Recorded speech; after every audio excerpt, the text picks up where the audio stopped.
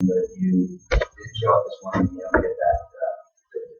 All right, so let's talk about today's review session. So everyone take out your review packet. Okay, take out your review packet. I'm going to set up the recording here real quick.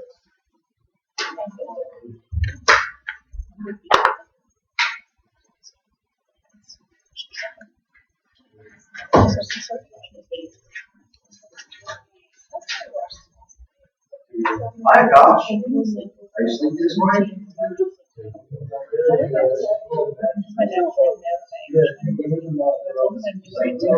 Well, they're done. I basically not. I've got some people in on this trip.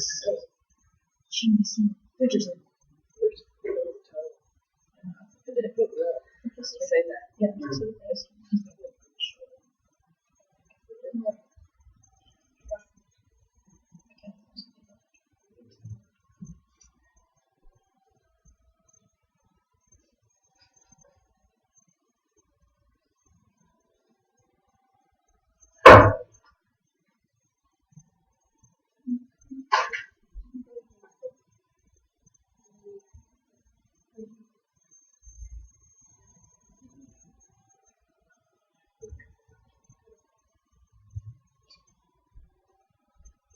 Alright, everyone take out their review sheet, and I'm just going to make sure Mr. Spangler knows that.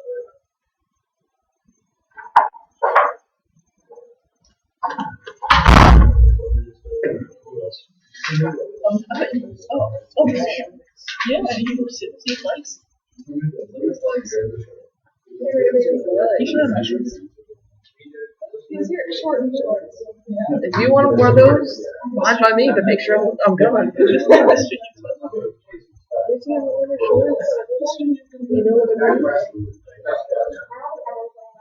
You did. Wait. I was traded.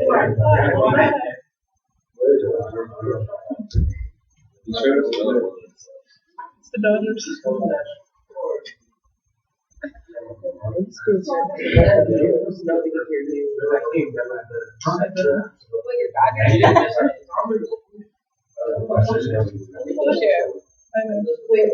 I'm saying it out. Yeah. What was like the I was only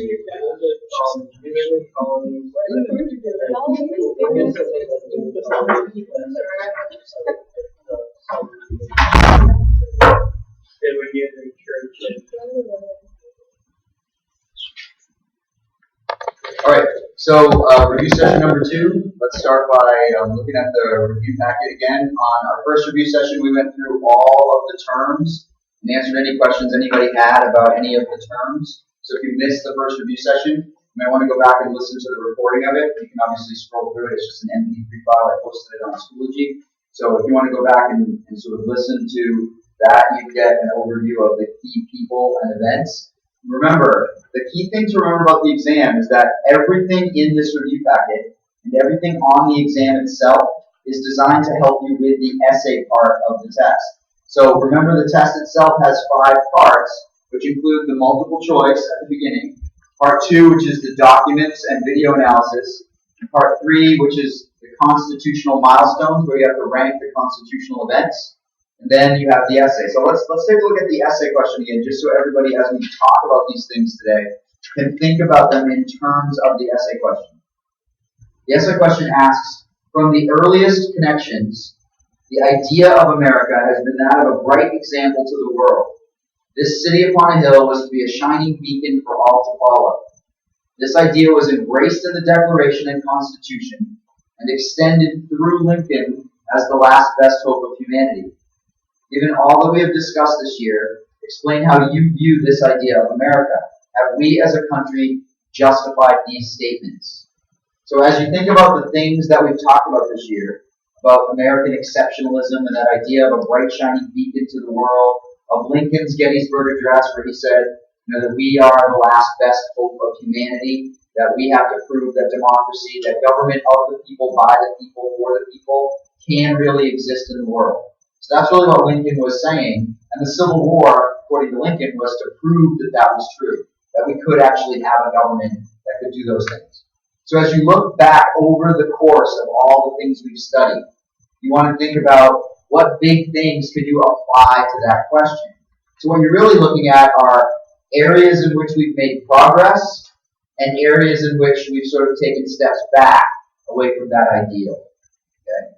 So someone give me an example of something we studied early on that you could say, yeah, we were a bright, shining example to the world. Somebody give me something from early on that we talked about? Yeah, go ahead. I did Jamestown, we were able to adapt. Very good. That's an excellent example. So you could use Jamestown as an example and the adaptations of Jamestown. But within that same argument, you actually have some contradictory evidence, right? Because we know that there were adaptations, and that's sort of the positive thing. Things like indentured servitude, the headright system, local government, cash crops, all of those things provide examples of sort of American ingenuity, the ability to adapt to survive and be successful. But there's a dark side to that as well. What would you say would be the dark side of Jamestown? Slavery. The fact that indentured servitude eventually led to two distinct social classes, the haves versus the have-nots. That haves versus have-nots debate is going to carry through all of American history, really. So that's a great example that Claire gives us that you can use if you think about it. If you go through, you can look at a lot of examples like that. Think about, for example, the American Revolution. How is the American Revolution also an example of both sort of American progress, but also questionable sort of examples for us?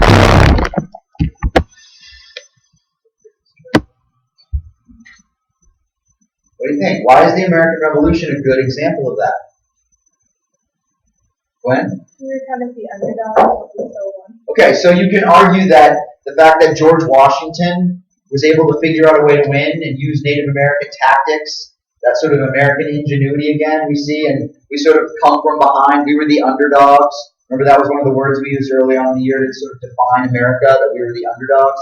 So when you think about that, that's an important example. That's a good example. But what about that whole time period you could also say is not so much a good example?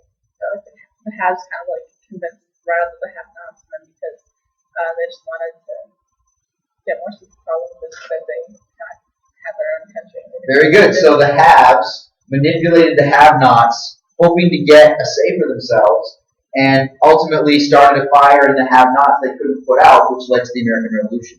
So those are some examples of how you want to think about approaching the essay.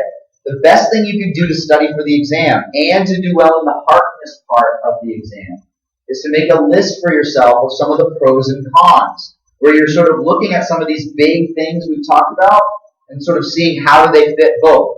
I think I could make an argument that you could go and look at almost anything we looked at, and you could sort of see evidence of both ways.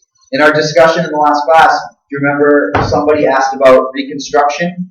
And I explained how Reconstruction fits that pattern. With Reconstruction, we have the noble goals of the radical Republicans to try to change the attitudes, the racist attitudes of Southerners.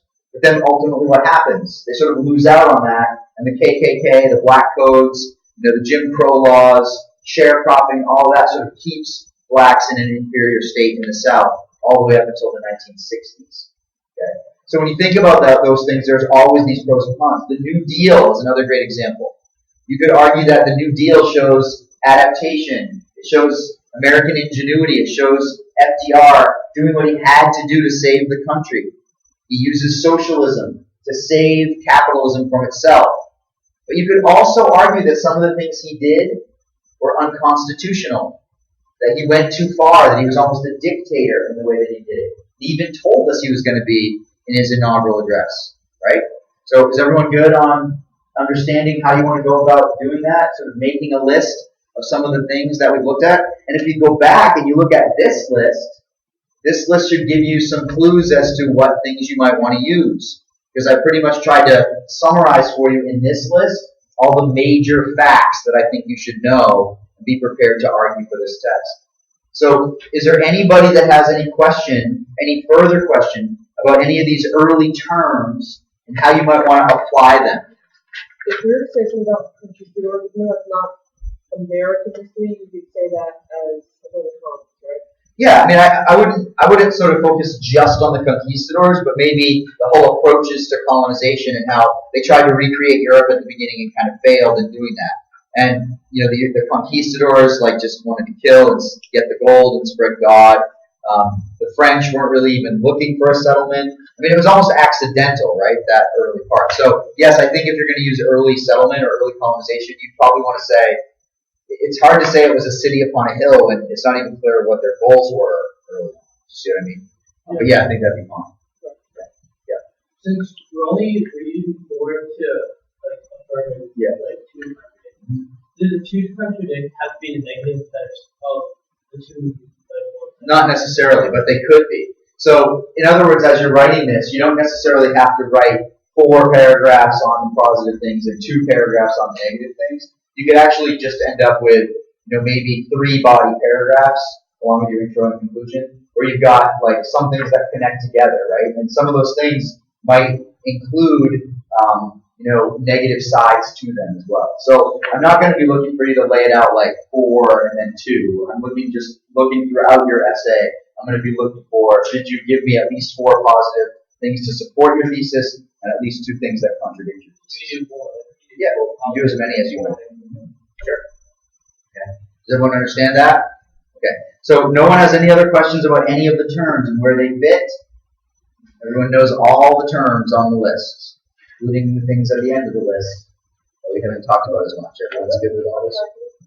What is McCarthyism? McCarthyism relates to the stuff on the board, and I'm going to talk about the stuff on the board today. I was going to spend some time on it today, but it really relates to this right here. In the 1950s, there was a growing scare in the United States about the spread of communism. So after World War II, the Soviet Union was communist, China was communist, and it looked like communism was growing around the world. Okay? And that growth of communism and that sort of battle against communism was known as the Cold War. Okay? So on this board over here, all these things in orange, the Berlin Wall, the Korean War, the Vietnam War, the Cuban Missile Crisis, they all relate to that battle against communism. We were paranoid that communism was spreading all over the planet, and we had to stop it. And in fact, President Truman, when he became president in 1945, basically said, what we have to do is stop the spread of communism. That was the Truman Doctrine. It was also known as containment. So we're going to contain the spread of communism. That was his plan. So from the mid-1940s all the way to 1990, we're going to be engaged in this war to contain communism, to stop it from spreading. So in a sense, that's what that was about. And what happens is that this guy, the senator from Wisconsin, Senator Joseph McCarthy, is elected and begins realizing he can become popular, make a name for himself, if he becomes the one that sort of battles communists. And he begins trying to identify Americans who are communists, like basically saying that there are spies, like American spies, in infiltrating the American government. If you remember in the history quest, I gave you a clue about that when I talked about the pumpkin papers. That was one of the clues that I had given some of the teams. And what that was about was this guy named Alger Hiss, Hiss, who worked for the American government. He was actually trying to sell documents to the Russians, to the Soviets, and he put a series of microfilms in a pumpkin in his pumpkin patch and hid them, and that's how they became known as the pumpkin papers. But when all this came out, it was a big scandal, and everybody was like, oh, there are spies in the government. And Senator McCarthy went on TV and he said, I have a list of 50 people that work in the American government that I know are communists. And that started this whole big scare known as the Red Scare, basically. You've all seen The Crucible, and we watched it and we talked about it. The original play, The Crucible, was written in response to McCarthy's tactics of like witch hunts. So in a way, it's sort of like going back to the Salem witch trials again. They're like just accusing people of being communists. And anybody that was different or that didn't agree with Joseph McCarthy got accused of being a communist. So he never actually had a real list. There were no spies ever found in the American government beyond Alger Hiss. But it made Joseph McCarthy really popular. This committee was the House Un-American Affairs Committee. It was the committee that was formed to sort of investigate whether there were or were not any communists in the American government. At some point, this woman, Republican senator, a woman named Margaret Chase Smith, she was a senator from Maine, she stood up, she was a Republican, just like McCarthy, and she stood up and basically said, have we no honor or decency anymore? And she made a famous speech called the Declaration of Conscience, where she basically said, he's an awful person, and what he's doing is hurting us, not helping us. And he ended up he was an alcoholic, and he ended up became sort of obscure after that. So, but he's a symbol of that sort of intolerance. So when you think about that example, how could you use that example in your essay? That'd be a great one to use. Because here's a guy who becomes popular, uses the democratic process, uses TV to become well-known, and accuse people of being communists, and tries to root them out. I mean, that's certainly not a bright, shining example of progress, especially when there's nothing about being a communist that is against the American Constitution. You know what I mean? You could, if you want to be a communist, you should have a free speech right to be able to be a communist. And I think that was this fear of communism and the fear of the Soviet Union sort of made people do things they really shouldn't have done. No. Some of them might have been socialists, but during that time, there's a whole group of people. There are all these people in Hollywood, for example, that got blacklisted, basically meaning they weren't allowed to work anymore in the industry because people were afraid if they hired that person, everyone would say, oh, that person's a communist. John Steinbeck, the famous author, was sort of accused of being a communist. A lot of other people like that were too. John Steinbeck was a socialist, there's no question. If you look at the book The Grapes of Wrath, it's all about socialism. But he probably wasn't a communist. And I think the other thing you have to understand is that real communism, the idea that the workers should unite and make equality, is not the same as the Soviet communism or the Cuban communism or the Chinese communism. The communism in those countries was more like dictatorship. It wasn't about making things equal for the poor people. And so the theory of communism versus sort of the reality of it in the world was much, much different. So what we were fighting really is we weren't really fighting communism. We were fighting the Soviet version of communism, which is a big difference, I think. So that made a difference. Yeah. King Philip was the Indians rebelling against the colonists. Yeah, the King Philip's War would have been the Native Americans uniting all the tribes in New England to try to stop the spread of the colonists when they got there. But it's an example of how they were just overwhelmed. They just couldn't do it. Even though they tried to unite to fight back, it wasn't enough. They couldn't do it. And then what is Dominion? The Dominion of New England is when the British began to realize that the colonists were successful, and they began to try to take control of it. The king created an organization called the Dominion of New England to help regulate the trade. It was right around the same time as the Navigation Acts. It was the first indication where England was going to try to control the colonies, and the colonists sort of fought back against that. So the king kind of said, all right, whatever, I don't care. And that started that period known as salutary neglect, where the king just sort of ignored the colonies.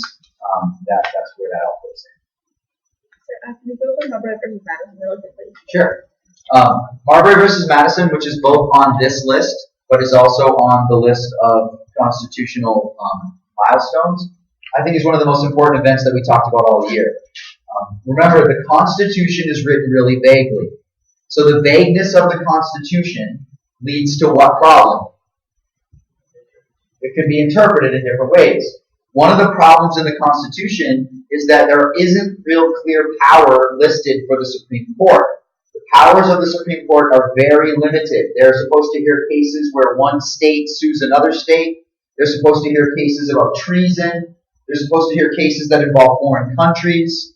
But the bottom line is that most of those things aren't ever going to really come to the court, right? The court wasn't really going to have that much to do if that was going to be their power. And there was a big debate after the ratification of the Constitution about who gets to determine what is or isn't constitutional. And we saw this happen really early on. Remember, Jefferson and Hamilton argued about the Bank of the United States and whether the bank could be or couldn't be created. And what did Hamilton argue in that case? That it's for the benefit of the country, it's for the common good, so it's necessary and proper. Because it's necessary and proper, Congress can do it.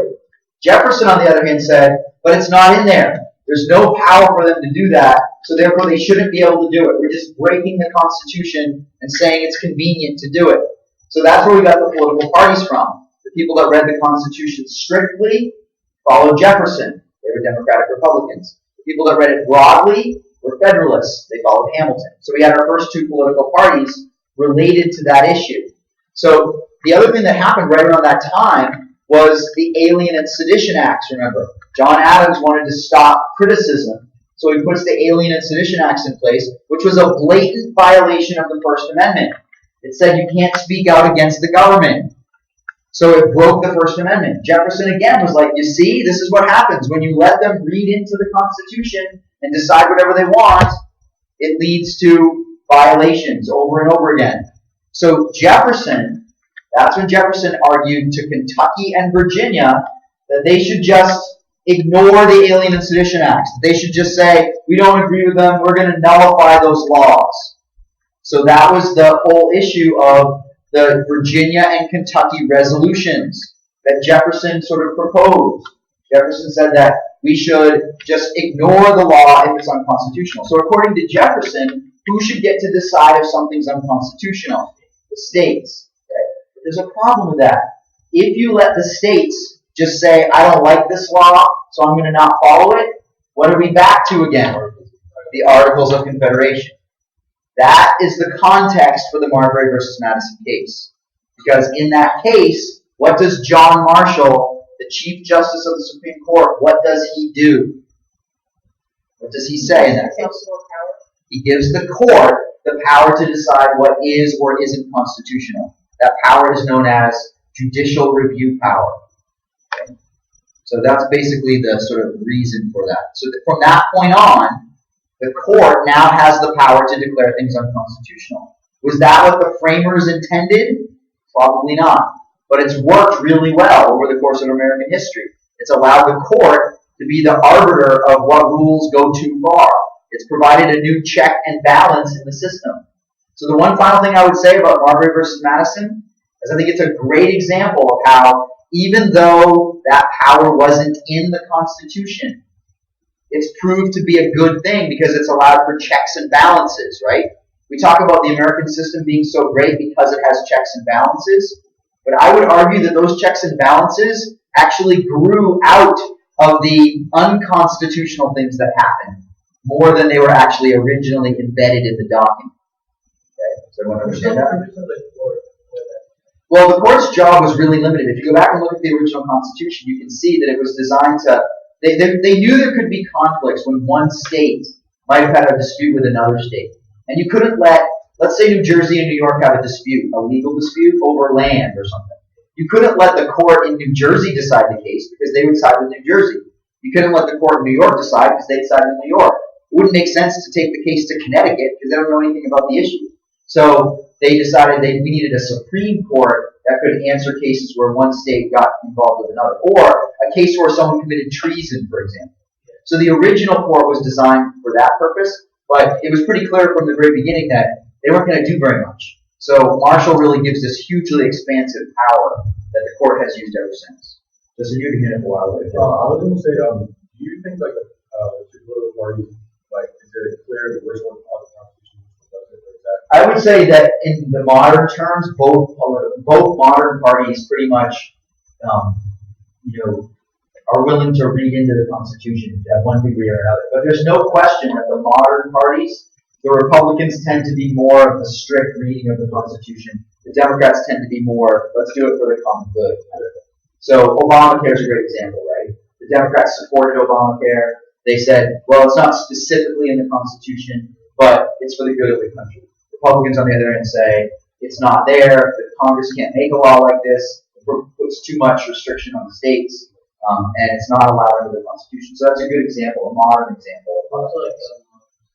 Yeah, I mean, I think you could say the same thing like with the Second Amendment, right?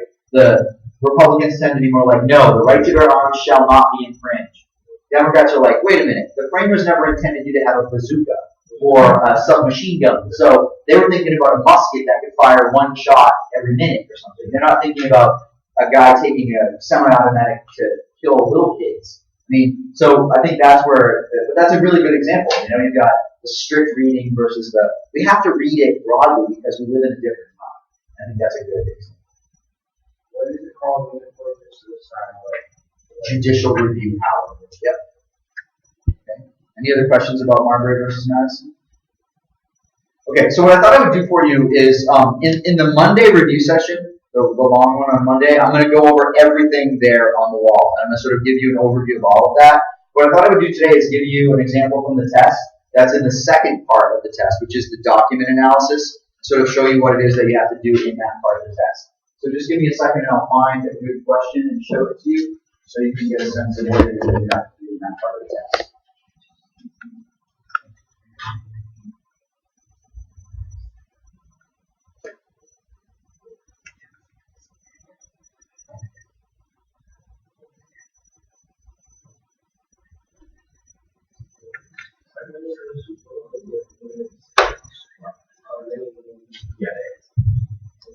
By the way, while I'm waiting, hopefully you noticed that I posted 4 videos on Schoology last night.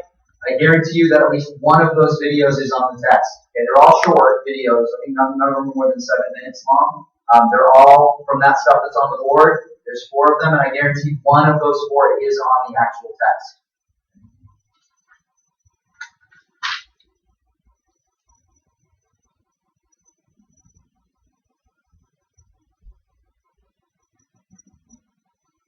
everything that's what we do is on computer, like in the lab. Well, if you have your own computer, you can use it. If not, you can use one of the lab computers.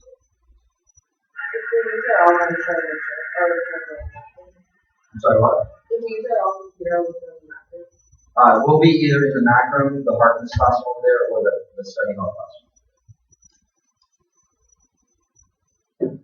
Sorry, it's slow for me going through this.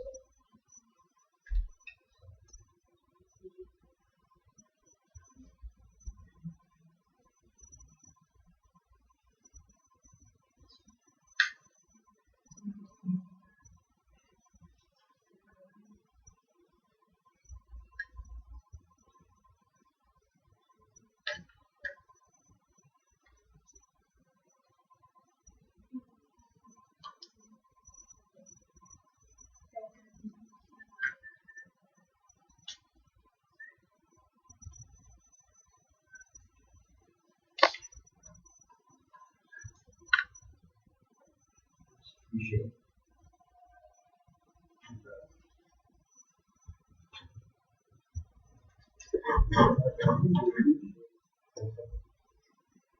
You should have some. That's not true. That is so true. 4 days. There's no way. That would not be true.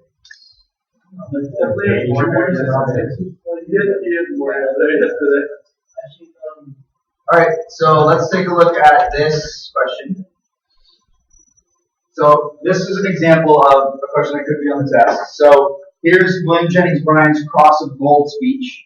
Of course, I'm going to include the dark one somehow on the test, right? So here's William Jennings Bryan's Cross of Gold speech.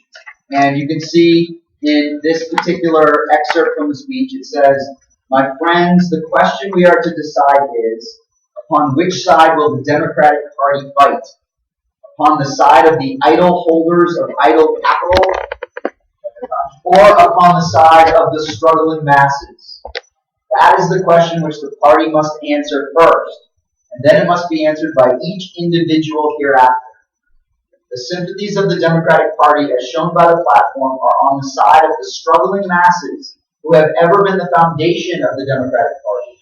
There are 2 ideas of government. There are those who believe that if you will only legislate to make the well-to-do prosperous, their prosperity will leak through on those below."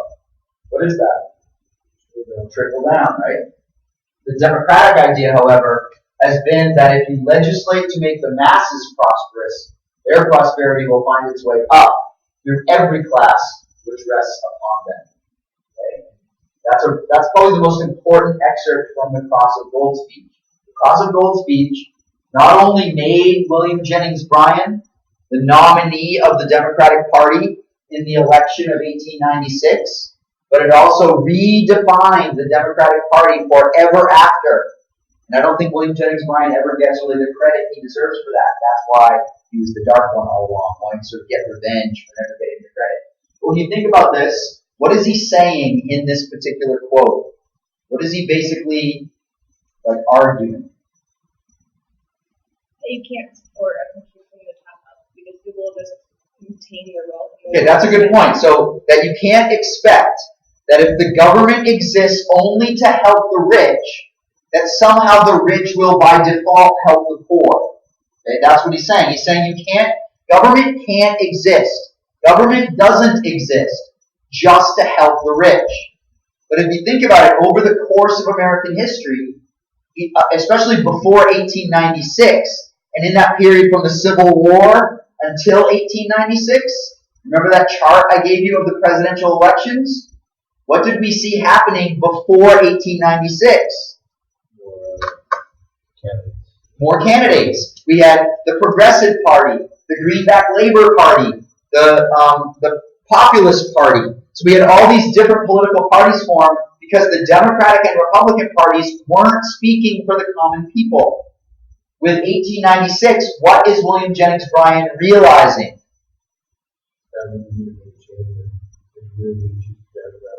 That he could win if he got the votes of those people, right? So he redefines the Democratic Party to be the party of the people.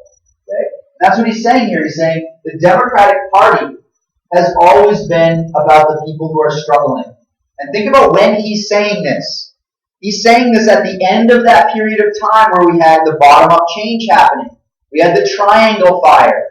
We had all the strikes, the Homestead strike, the Pullman strike, all those things that were happening. Remember, Devil in the White City has already happened here. We've had that idea of progress, but there's also a dark side to it. Is it really just helping the wealthy? We've had the tenement buildings. We've had Jacob Riis, and we've had his pictures about how the other half lives. So we've seen all those things happen. Now, why is this a sort of culmination of that?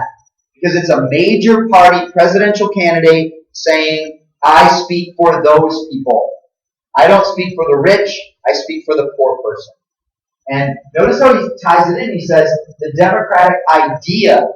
He's not saying the Democratic Party here, he's saying the democratic idea has been, we're here for the people. The definition of democracy is people rule. Demoskracy in Greek is people rule. So this idea of democracy, he's saying, it's got to be about the people.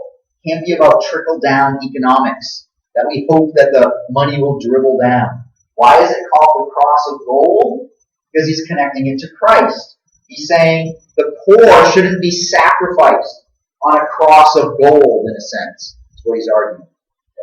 So how did this speech mark a revolutionary change in all that came after it in America? What would you say? If you think about, if you tie this to later things, what do you get? Yeah, very good. You can even go before that. This is 1896. Who becomes president in 1901? TR, right? You got both Roosevelts. So you got TR, you got the Square Deal, you got FDR with the New Deal. Later you have Lyndon Johnson with the Great Society. All of those things are examples of the government doing things to help people. You could take that all the way to President Obama with Obamacare. So how does it mark a change? It sort of changes the view of what government is for, what the Democratic Party's job is in American society. You could go to the election of Obama versus Romney and say it was that same argument again of what government's role is in helping people. Or is it individual sort of initiative and individual capitalism that makes America great? Versus, think about some of Obama's speeches in the election. That what makes our country great is the greater good, is the collective, not the individual. It's not about everybody out for themselves and screw everybody else. It's the government exists to help the masses. Okay. So does everyone see how this marks that revolutionary change? So this is an example of the kind of question that could be on the test where I give you an excerpt from a speech and I ask you to sort of analyze it and connect it to some of the other things we've talked about. So what did I connect this to? I connected it to the things that were happening before, right? The bottom-up change, the way the poor people were getting screwed over. I connected it to Jacob Riis with how the other half lives in the tenement buildings. I connected it to the Triangle Fire. I connected it to the Teddy Roosevelt, Franklin Roosevelt, the Great Society, to President Obama. So you can see how I'm asking you to sort of take something and make connections to it with other things that we've studied. Okay? Does that make sense? Everyone's good on that one and understands what to do? How long do you want? Like a paragraph, probably. It's not really like an essay, but it's probably more than a couple sentences, right? Because what I just explained would probably take at least a paragraph. But you could even list it if you wanted to. So you could say, you could make connections to this, like, this was caused by William Jennings Bryan realizing the following things. Triangle Shirtwaist Fire, all the strikes and the poor people and Jacob Riis's photographs. And it inspired the following things: Teddy Roosevelt's Square Deal, Franklin Roosevelt's New Deal, Lyndon Johnson's Great Society, Obama's Obamacare law. You see what I mean? So you don't have to you can bullet point it or whatever you want. That's a good idea. Okay. Yeah. So for all of these, you want us to connect it, the reason why this person did such action, whatever, like the software exists, and then like what that's happening. I'll be clear and I'll ask you a question related to it. So I'm not just going to give you the document and expect you to just, I'll give you a clue as to what I'm asking you to connect it to. Everyone understand how that works? Everyone's good on that? Okay, so now let's look at the third part of the test. Let's look at the constitutional milestones. Does everyone understand each one of these constitutional milestones? Like how they sort of either further defined or contradicted the Constitution?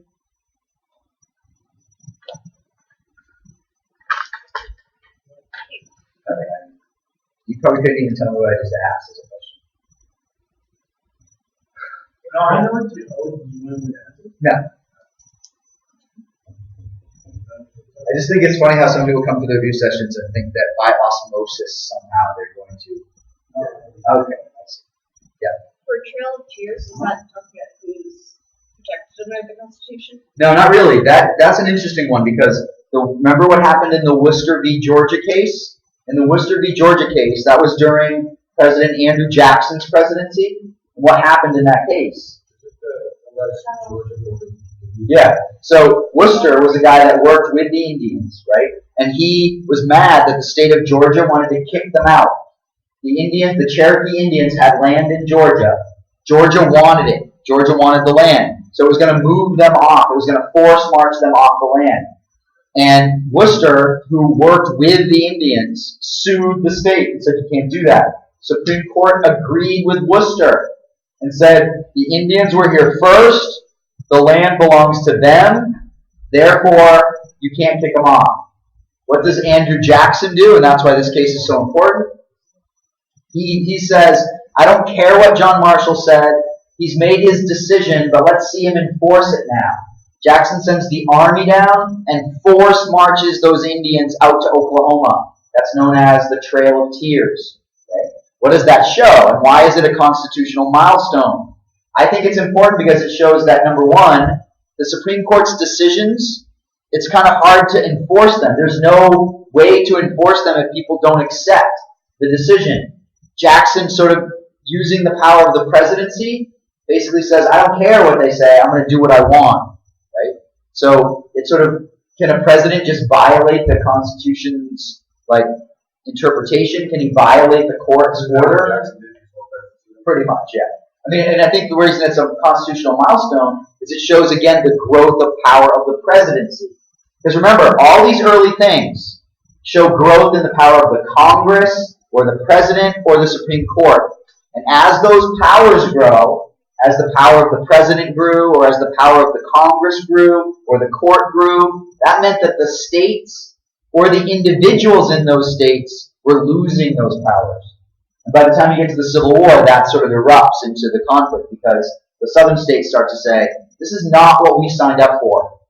And that's why the Civil War happens. Okay? Does everyone understand how that fits? So make sure you understand each one of these constitutional things because there's something about each of these arguments that sort of either defines the Constitution more clearly or shows a violation. Like let's look at Skank versus U.S. That's one of the things we talked about recently in class. What's the Skank case? Some people argued it in front of the rest of the class, so hopefully you remember. That's right. The Skank case was the free speech case, right? And what did the court say in that case? Clear and present danger, right? So if there's a clear and present danger, speech can be limited, but only in times of war or in times of emergency, right? So in certain times we can restrict people's speech. Is that what the Constitution says? And I think you can make an argument that in those times of emergency, that's the time you most should be protecting people's constitutional freedoms. So was Mr. Skank doing anything other than expressing his political opinion about the war? Probably not.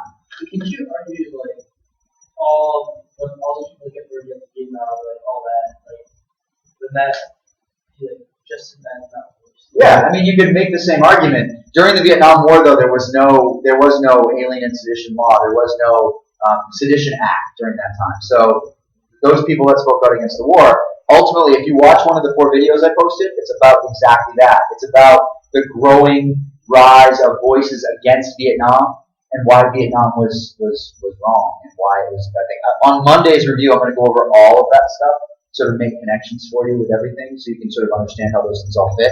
But it's a good comparison though, because if you look what happened in Vietnam, you could argue that if Skank had been able to make his argument, it could have led to people not being supportive of World War I or World War II. Skank being more direct with the shoots rather than like kids saying it in like the war. Well, kind of. I mean, in a sense, but it's not like Skank was a soldier. Yeah, I don't think I'm not saying it's not okay, but like I see why the government took Skank more seriously than Vietnam. Yeah, I mean, I think you could argue that Skank could damage things more, I guess, is what I'm saying. But I think the thing that's kind of ironic about it is that if you look at sort of the hippies or the kids who were doing that, the impact they end up having is huge, partly because of TV. Like, the difference between World War I and World War II and Vietnam is basically that Vietnam was on television. Like, every American, every night, sitting at home watching their news while they're eating supper, is seeing horrible things on TV they've never seen before. Like, people's heads getting blown off, people burned by napalm. Yeah, both. I mean, there's a really famous picture that's actually in one of the videos I posted of a Vietnamese soldier. He was a North Vietnamese and a South Vietnamese soldier who the South Vietnamese army was on our side supposedly, and they were fighting against the North Vietnamese army that were communists, right? So a South Vietnamese army captain had captured a North Vietnamese soldier, and he executed him on national television, shot him in the head. And it was like on everybody's TV news. Like, it was like, this guy's head just gets blown off on TV. And so people were like horrified by, how did America, well, remember, the technology was new at the time, right? So they've got cameras everywhere, and they didn't have like the second delay where they could stop it and everything. They didn't know he was going to shoot him.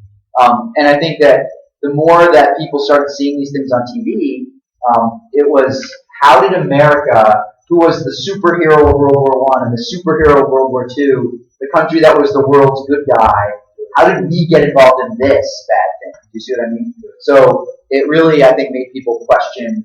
And look at when it happens, too. It's right in that period of the 60s when it's sort of like the counterculture and rock and roll and all that stuff. And people are saying, America's not so great that we say we are. We aren't the white picket fence and mom and dad and little kids and, the dog named Spot. It's not like you see on TV. Like, the reality is much darker than that. And so it all kind of culminated in that same time period. So it made a difference. Question? Okay. All right, so does everyone understand how to do the constitutional milestones? I'm going to give you 4, and you're going to rank them and what you think is more important than another. So obviously you got to know what they are. I'm not going to tell you which 4 I'm picking. I'm just going to put 4 of those on the test. So let's just practice that and see what you do. Let's say I put Bank of the U.S.,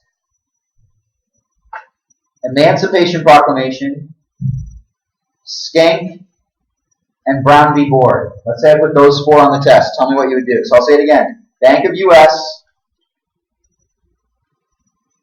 What was the second one I said?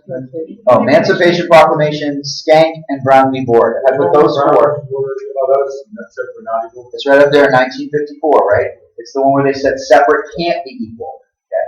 So if I put those four, remember there's no right or wrong answer, but you got to argue them. So what would you argue about each one of those things? What order would you rank them if you had to rank them? Brown was for the education, state, the bank, and education. Okay, that's what you would order too. Why did you make that choice? Why did you put that order?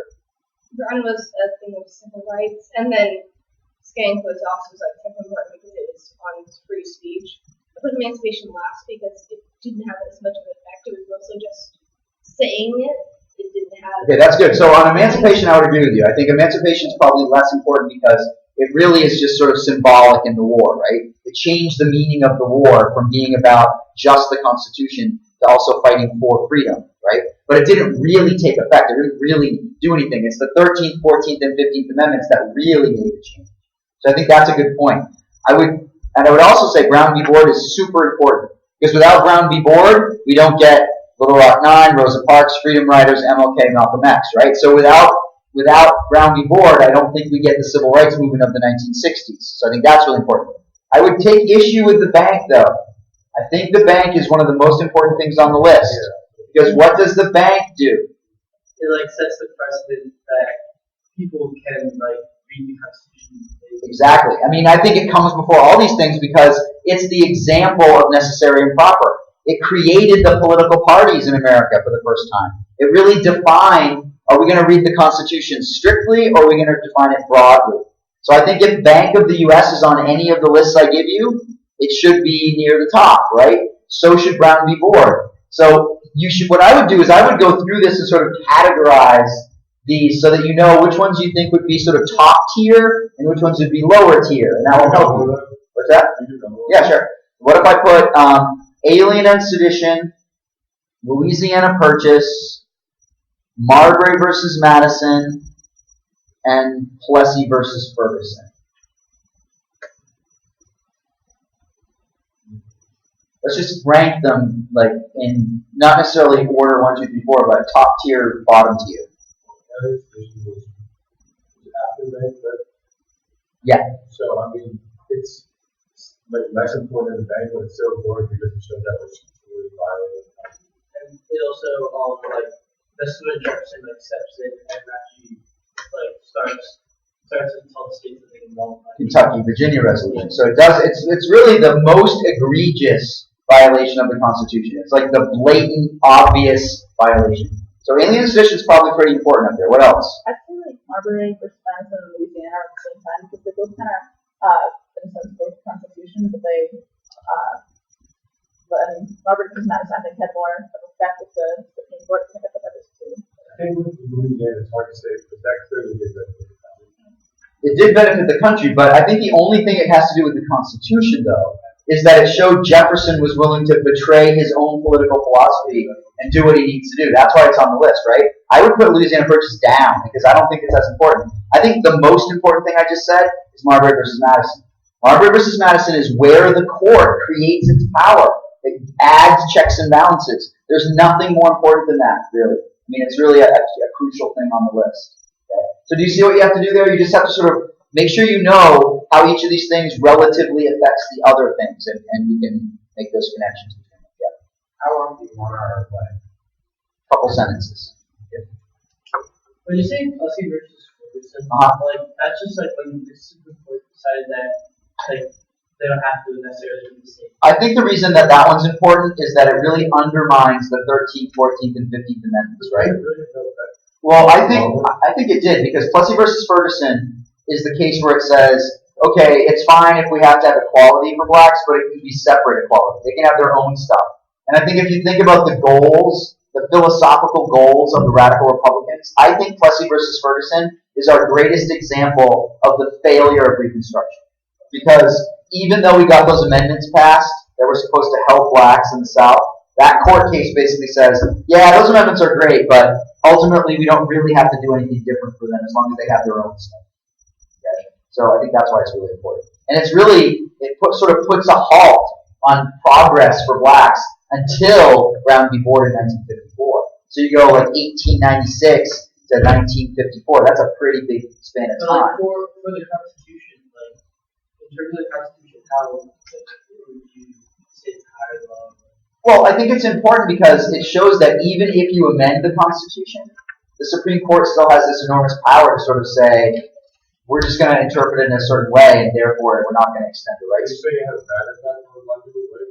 Plessy? Yeah, terrible. Yeah, so it wasn't. Yeah, but I'm not, this question isn't asking about progress. This question is asking about constitutional significance, right? So it could be bad and be really significant, right? That makes sense? Okay.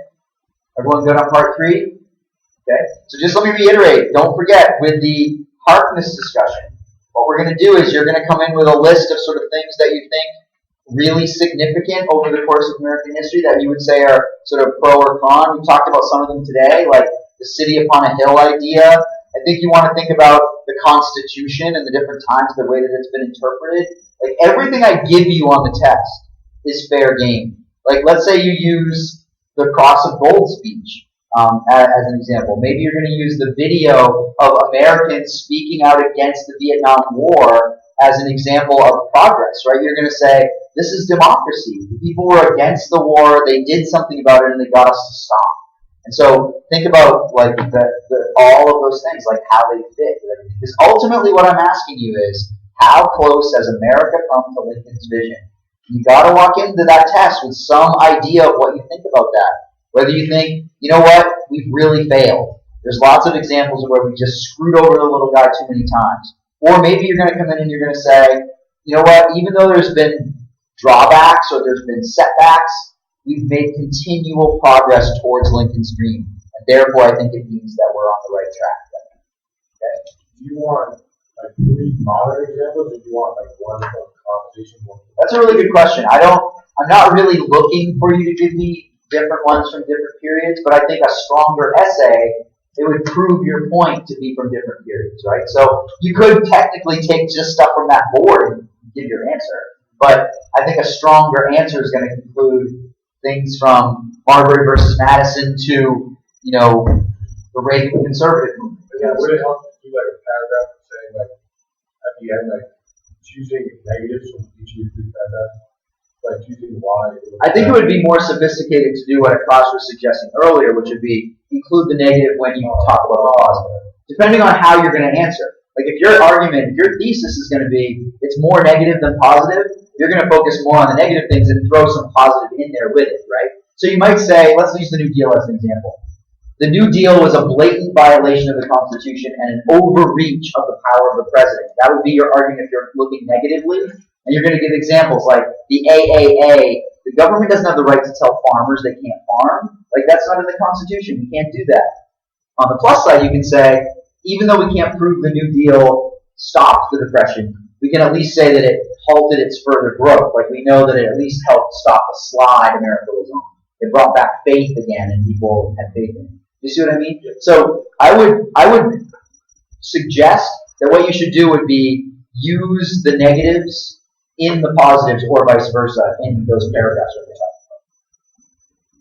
And so if we want to prepare for this, we should obviously pick a side that we want to support. Yep. And then think of reasons to support. Yeah, but I think you should be willing to be flexible about that when you get together with your classmates and hear the discussion, because you might change your mind. Like, and I think the reason for the Harkness discussion is that even if you don't say a lot in the Harkness discussion, you're going to benefit from it because you're going to hear maybe Ray talk about the New Deal in a way you didn't think about it before. Then you could go back to your test and you can use Ray's ideas and put it in your argument. Do you see what I mean? So the idea is, in the Harkness part is really for you to help each other come to a sort of decision about what you think about this. I don't expect the decision to be unanimous, though. Like, I don't expect you to all agree. Just like in Harkness, we don't have to leave Are we doing all it things. that like automatic class? Your class and the other. It'll be separate classes. Yeah. Are you bringing us from our discussion by having to participate in it? Like we do, or It'll be a little different than that. Like, I'm not doing it because I want everyone to talk. Like, that's not the point. It'll be just like a regular assessment of Harkness where I sort of value critical thinking comments or comments that are meaningful to get us somewhere rather than I'm just going to talk. You see what I mean? And the same thing goes for people that dominate the discussion. Like, if there's somebody that just dominates and doesn't let other people get involved, they'll lose points as opposed to losing points. How are we going to do this? Like half an hour in, whenever discussion? I'll let you know when we start the actual test. What I'll probably do is make sure everybody has time to finish the multiple choice, and then we'll do the hardness discussion. The longest part of the test, like the hardest part of the test, will be the essay part of the test.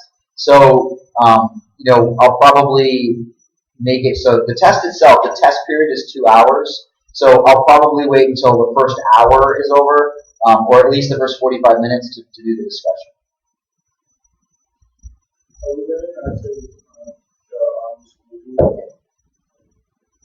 How are you allowed to do like this? You just do like whatever you want. Well, anybody can do their finals how they want. I mean, we give people the flexibility to if you want to do a project instead of a final, the teachers have the flexibility to do it how they want. Yeah, How long will the discussion be? 30 minutes.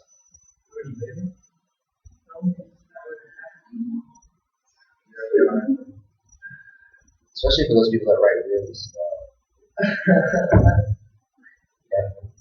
Yeah. Any other questions? Oh my God. All right. Any other questions about anything? Everyone's good? Good. All right. So Monday's review session, I'm doing all that stuff, and I'll give you another example from the test itself. Okay. So hopefully this was helpful. Nick, are you going to post that for everybody, or Yeah, what? I will plan to. Okay. Can you know how to post it on school? Yeah. Can you do the whole video, or would it be too much? I 'Cause I tried to post a video file and it was too big. might be too much. Maybe I'll just do the audio.